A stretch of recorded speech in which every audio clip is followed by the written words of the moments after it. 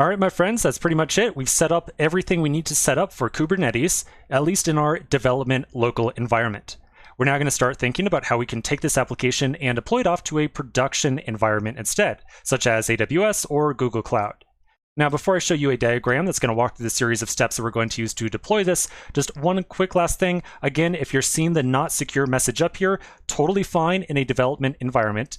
We're going to eventually fix this in the production environment. But again, in development, no issue whatsoever.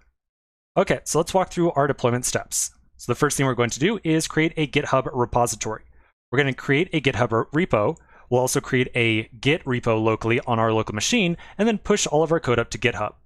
After that, we're going to set up a Travis CI project to tie in with our GitHub repo as well. So we're going to use a very similar Travis CI focused deployment method as we did previously on both of our Elastic Beanstalk projects.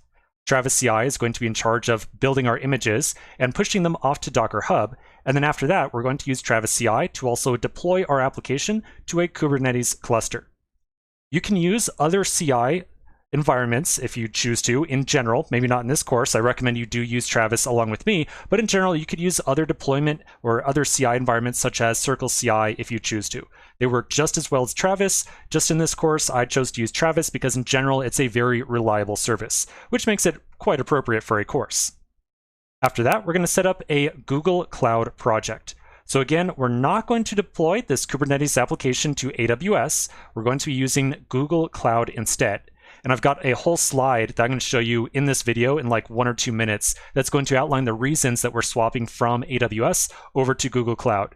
Again, trust me, very good reasons that we're going to use Google Cloud here as opposed to AWS. Now, something that's